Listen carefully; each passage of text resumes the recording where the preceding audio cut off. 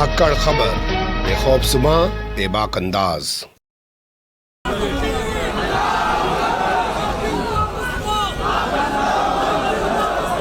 वक्त तरमीमी बिल वापस लो, वापस लो।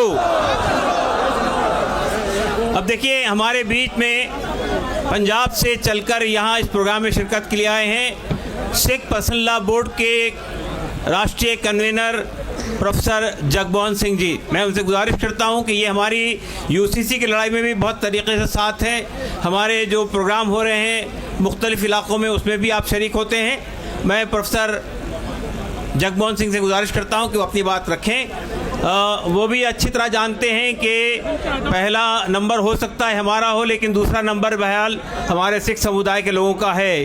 वो इस बात को अच्छी तरह जानते हैं कि ये वक्त पर जो आफत आई है, इसके बाद अगला नंबर गुरुद्वारा प्रबंधक कमेटी पर भी लग सकता है।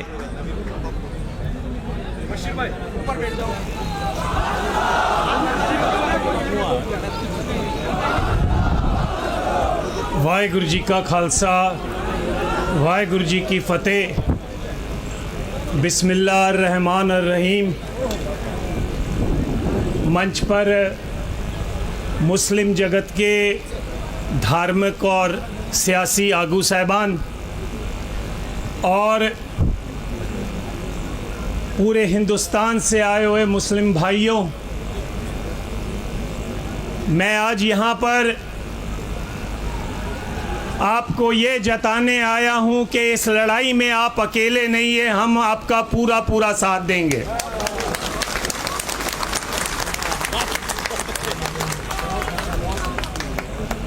हिंदुस्तान की सरकार कोई भी हो, उसकी हमेशा ये कोशिश रही है कि मुसलमानों को, सिखों को, ईसाइयों को, सबको अक़लियतों के रूप में वो इकट्ठा कर, अलग अलग करके तो अपनी लड़ाई जो लड़े। आज आपकी ताकत को देखते हुए एक और बड़े मुहाज की आज आप नींव रख रहे हैं कि हम अक़लियत नहीं हैं, हम मेजॉरिटी हैं। और ये तब मुमकिन हो सकता है जब हमारी लड़ाई आपकी हो और आपकी लड़ाई हमारी हो। ये तब हो सकता है जब वक्फ बोर्ड की ज़मीनें अगर बिहार में उठाई जाती हैं या कोई धक्का किया जाता है या यूपी में किया जाता है, तो पंजाब में से मुसलमान और सिख भाई वहां जाकर लड़ाई लड़ें और अपने जो है उनको बताएं कि ये हम बर्दाश्त नहीं करेंगे। और मैं आपको ये बताना चाहता हूं, ये फितरत में है। बिहार में पटना साहिब हमारी वो मुकद्दस जगह है जहां पर 10वें गुरु गोविंद सिंह जी ने जन्म लिया था, प्रकाश हुआ था उनका। वहाँ की ज़मीनें भी डिस्ट्रिक्ट जज के अधीन हैं। आधे से ज़्यादा ज़मीनें छीन ली गई हैं। इसी तरह नांदेड़ में आधे से ज़्यादा नांदेड़ शहर हमको निज़ाम हैदराबाद ने महाराजा रंजीत सिंह के काम से खुश होकर तखत हजूर साहब को वो ज़मीन दी थी। उस नांदेड़ शहर की आधा से ज़्यादा ज़मीन जो है महाराष्ट्र की सरकार ने कब्ज़ा किया हुआ है। पिछले 12 सालों से चुनाव नहीं होने दे रहे हैं और उनका पूरा मंसूबा है तो है हुकूमत चलानी है। तो मेरा आपसे यही कहना है कि वक्फ बोर्ड की ज़मीन गरीब की ज़मीन है। वक्फ बोर्ड की ज़मीन धार्मिक बंदे की ज़मीन है जिसने दसवंध दिया, कहा भी चलो मेरे दादा